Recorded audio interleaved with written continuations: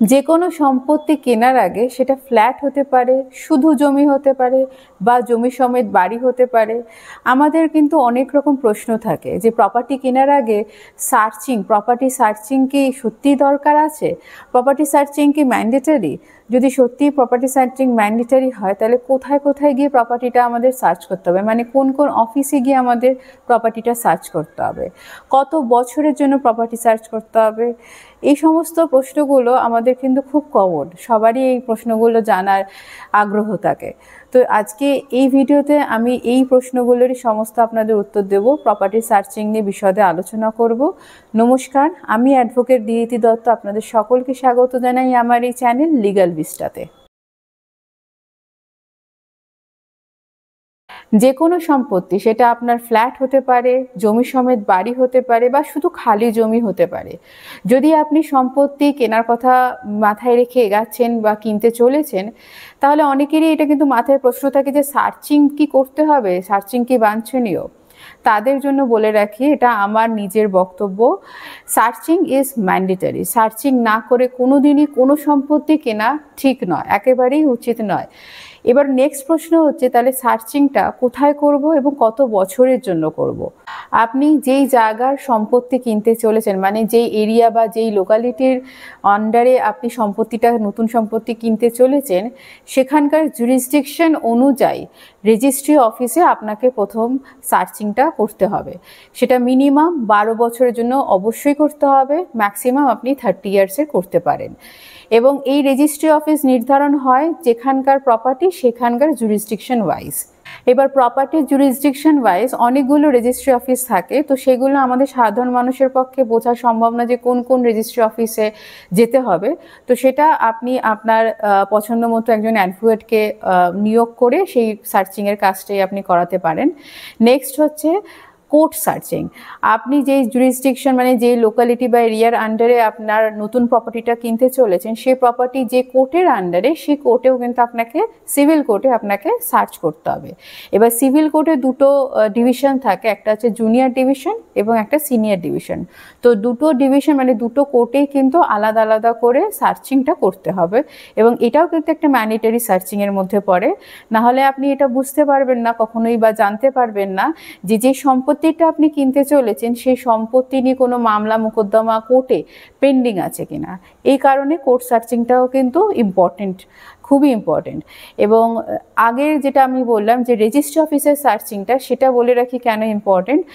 যদি আপনার আগে আপনার সেলার, মানে আপনি যার কাছ থেকে কিনছেন, তিনি যদি অন্য কাউকে এই প্রপার্টিটা অলরেডি বিক্রি করে থাকে, তাহলে সেটা আপনি কিন্তু জানতে পারবেন না যদি না রেজিস্ট্রি অফিসে সার্চিং করেন। বা অন্যভাবে যদি আমি বলি, যে সেলার মানে যার কাছ থেকে আপনি কিনছেন, তিনি আপনাকে যেই যে চেইন ডিডসগুলো আপনাকে দিয়েছে, তার বাইরে অন্য কোনো যদি ডিড বা দলিল পড়ে থাকে, সেটাও কিন্তু আপনি জানতে পারবেন না যদি না আপনি সার্চ করেন। সেই কারণে রেজিস্ট্রি অফিসের সার্চিংটাও কিন্তু খুবই ইম্পর্টেন্ট। এরপর আপনি যে প্রপার্টিটা কিনতে চলেছেন, সেই প্রপার্টিটা যদি কোনো কলকাতা মিউনিসিপ্যাল কর্পোরেশন অথবা কোনো মিউনিসিপ্যালিটির আন্ডারে হয়, তাহলে আপনাকে সেই অনুযায়ী সেরকম অফিসে গিয়েও কিন্তু সার্চ করতে হবে। মানে ট্যাক্স রিসিট বা মিউটেশন সার্টিফিকেট, এগুলো তো বাঞ্ছনীয়, মানে সেই পেপারগুলো তো ভেন্ডার আপনাকে দেবেই। তাছাড়াও ওনার আগে অন্য কোনো নাম কোনো সময় ছিল কিনা, বা আপ টু ডেট ট্যাক্স উনি মিটিয়ে রেখেছে কিনা, কোনো রকম খাজনা পেন্ডিং আছে কিনা, এইগুলো আপনার জানা কিন্তু দরকার। অ্যাজ ওয়েল অ্যাজ কর্পোরেশনের আন্ডারে বা মিউনিসিপ্যালিটি যার আন্ডারে আপনার প্রপার্টি, সেই অফিসে কতলা বাড়ি বা কতলা জমি অন রেকর্ড আছে, এটাও কিন্তু জানতে হবে। সেই কারণে যদি কর্পোরেশনের আন্ডারে হয়ে থাকে তাহলে কর্পোরেশন অফিসে যাবেন, যদি মিউনিসিপ্যালিটির আন্ডারে হয়ে থাকে তাহলে মিউনিসিপ্যালিটির অফিসে গিয়ে একবার সার্চ করে নেবেন যে প্রপার্টি ডেসক্রিপশন যেটা আপনাকে বলা হচ্ছে বা কাগজে কলমে দেখানো হচ্ছে, সেটাই অন রেকর্ড আছে কিনা। এরপর হচ্ছে বিএলআরও রেকর্ড ইন্সপেকশন, মানে বিএলআরওর অফিসে আপনাকে রেকর্ডটা একবার যাচাই করে নিতে হবে। মানে দাগের ইনফরমেশন যাচাই করবেন, অ্যাজ ওয়েল অ্যাজ পর্চা, সাথে খাজনাটাও আপ টু ডেট এখানে আছে কিনা সেটাও কিন্তু যাচাই করে নেবেন। নাহলে পেন্ডিং যদি থাকে খাজনা, সেটা কিন্তু আপনার উপর চেপে যাবে যখন আপনি মিউটেশন করতে যাবেন। এবং পর্চা এবং দাগের ইনফরমেশনে কিন্তু মিলিয়ে নেবেন, যতটা জমি আপনি যার কাছ থেকে কিনছেন ততটা যদি লেখা থাকে কি না থাকে, এটাও কিন্তু যাচাইটা অবশ্যই করে নেবেন। আরেকটি বিষয়, অনেকেই আজকাল আমরা যেটা করে থাকি যে বাংলার ভূমি অ্যাপ থেকে বা গুগলে গিয়ে বাংলার ভূমি সার্চ করে ওখান থেকে দাগের ইনফরমেশন বা পর্চা বার করে নিই, দ্যাট ইজ ফাইন, সেটা কোনো অসুবিধা নেই। কিন্তু আমি সবসময় বলবো আপনারা কোনো ক্লার্কের মাধ্যমে বা কোনো অ্যাডভোকেটের মাধ্যমে রেকর্ডটা একবার ইন্সপেকশন করে নেবেন, যে ওখানে অন রেকর্ড কতটা লেখা আছে। সবসময় ওয়েবসাইটে যেটা থাকে সেটা তো সত্যি হয়, অবশ্যই তাই, কিন্তু রেকর্ড ইন্সপেকশন করলে পরে কি হয়, যিনি বর্তমানে আছেন তার আগে কে আছে সেটাও জানা যায়, কতটা জমি তার থেকে বর্তমানে যে যার কাছ থেকে আপনি কিনছেন তার নামে এসছে সেটাও কিন্তু জানা যায়, অনেক কিছু ক্লিয়ার হয়। সেই কারণে রেকর্ড ইন্সপেকশনটা আমি সবসময় প্রেফার করি। Registry office, court, BLRO office, তারপর কলকাতা মিউনিসিপ্যাল কর্পোরেশন বা মিউনিসিপ্যালিটি, এই 4টে জায়গায় সার্চ হওয়ার পরে যেটা নেক্সট আপনার করণীয় সেটা হচ্ছে পেপার পাবলিকেশন। পেপার পাবলিকেশনটাও কিন্তু খুবই একটা গুরুত্বপূর্ণ স্টেপ। কেন? জনসাধারণের জন্য। সাধারণভাবে আমরা যখনই কোনো প্রপার্টি কিনি, আমি যার কাছ থেকে কিনছি তিনি জানছেন বা তার আশেপাশের লোকজন জানছেন, এবং আমি কিনছি বলে আমার আশেপাশের লোকজন জানছে, এবং রেজিস্ট্রি অফিসে সার্চ করলাম, কোর্টে সার্চ করলাম, সবই ঠিক আছে।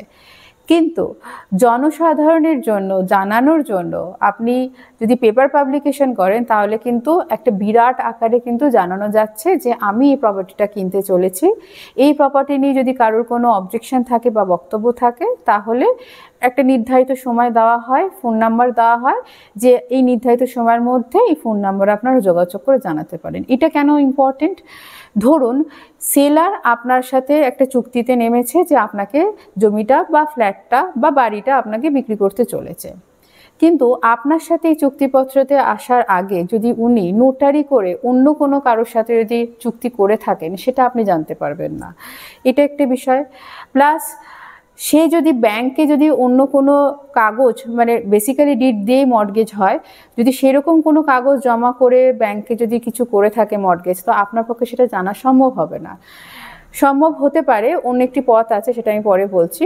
তো এই ধরনের কারণের জন্য, এই সমস্ত কারণের জন্য আমি পার্সোনালি এটা সাজেস্ট করি, যদি পেপার পাবলিকেশন আপনাদের পক্ষে করা সম্ভব হয় তাহলে বোথ ইংলিশ এবং বেঙ্গলি দুটো পেপারই ছোট্ট করে একটা আর্টিকেল পেপার পাবলিকেশন হিসাবে দেবেন। এবং এই পেপার পাবলিকেশনের পাশাপাশি যদি সম্ভব হয় যে প্রপার্টিটা কিনছেন চুক্তিপত্র হয়ে যাওয়ার পর, মানে বায়নাপত্র সাইন করার পর যদি টাইম হয়, যদি সম্ভব হয় পরিস্থিতিতে, তাহলে প্রপার্টির বাইরে, মানে দেওয়ালের গায়ে, বা যদি দোকান কেনেন তাহলে দোকানের শাটারের গায়ে, বাড়ি কিনলে বাড়ির গায়ে একটা ছোট্ট পোস্টার টাঙিয়ে দেবেন যে এই সম্পত্তি আমি আমার নাম দিয়ে, মানে যিনি কিনছে তার নাম দিয়ে সম্পত্তি আমি কিনতে চলেছি, যদি সম্পত্তি নিয়ে কারো কোনো বক্তব্য থাকে তাহলে আমার সাথে যেন যোগাযোগ করে, এই বলে একটা ছোট্ট করে পোস্টার টাঙাবেন। তাহলে আশেপাশের মানুষজন কিন্তু আরও বেশি এই বিষয়টা সম্বন্ধে কিন্তু জ্ঞাত হবে, মানে জানতে পারবে। লাস্টলি একটা খুব ভাইটাল প্রশ্নের আপনাদের উত্তর দিই, এটা খুব কমন প্রশ্ন এবং খুব ভাইটাল প্রশ্ন, সবাই একটু মন দিয়ে শুনবেন। প্রথমত অনেকেরই এই প্রশ্নটা থাকে যে যে প্রপার্টিটা কিনতে চলেছি সমস্ত ডিটস তো দিল, সমস্তভাবে আমি চেক করলাম, সার্চিং করলাম, কিন্তু মনে একটা ভয় থেকেই যায় যে যার কাছ থেকে কিনছি তিনি যদি অন্য কোনো দলিল বানিয়ে থাকে এবং সেই দলিলটা কোনো ব্যাংকে জমা দিয়ে মর্টগেজ নিয়ে থাকে, তাহলে সেটা জানবো কী করে? কোন ব্যাংকে দিয়েছে, কোন ব্রাঞ্চে দিয়েছে সেটা তো আমার পক্ষে জানা সম্ভব না। পেপার পাবলিকেশন তো করলাম, ফর্মালিটি সমস্ত কমপ্লিট করলাম, কিন্তু ব্যাংক তো জানতে পারছে না যে আমি কিনতে চলেছি। তো এই ক্ষেত্রে যেটা করণীয় সেটা হচ্ছে আপনি যখন সার্চ করবেন, সার্চটা 12 বছর ম্যান্ডেটরি আমি বলেছি এর আগেও, এছাড়া আপনি 30 বছর পর্যন্ত আপনি সার্চ করতে পারবেন, সেটা করলেই সব থেকে ভালো। তো আপনাকে যে চেন ডিডসগুলো দেবে সেই সার্চের রিপোর্ট অনুযায়ী আপনি প্রথমত চেন ডিডসগুলো মিলিয়ে নেবেন যে সমস্ত চেন ডিডস আপনি পেয়েছেন কিনা, ফার্স্ট। সেকেন্ড হচ্ছে এই চেন ডিডসগুলো অনুযায়ী সমস্ত চেন ডিডস বা মাদার ডিড বা ওনার নিজের ডিড সবটা ওনার কাছে ইন অরিজিনাল আছে কিনা এটা কিন্তু অবশ্যই দেখবেন। এটা দেখাটা খুবই খুবই ইম্পর্টেন্ট, কারণ যে কোনো অরিজিনাল ডকুমেন্টস জমা দিলে পরে, মানে অরিজিনাল দলিল জমা দিলে পরে ব্যাংকে, তবে কিন্তু প্রপার্টিটা মর্টগেজ হয়, তাছাড়া হয় না। মানে শুধু শুধু টাকা বিনিময় আদান প্রদান এইভাবে কিন্তু বা কোনো চুক্তিপত্রের মাধ্যমে কোনো দিনই কোনো মর্টগেজ হয় না, ব্যাংকে লোন পাওয়া যায় না। দলিল অরিজিনাল জমা দিলে পরে ব্যাংক লোন দেয়, মানে প্রপার্টিটা তখনই মর্টগেজ হয়।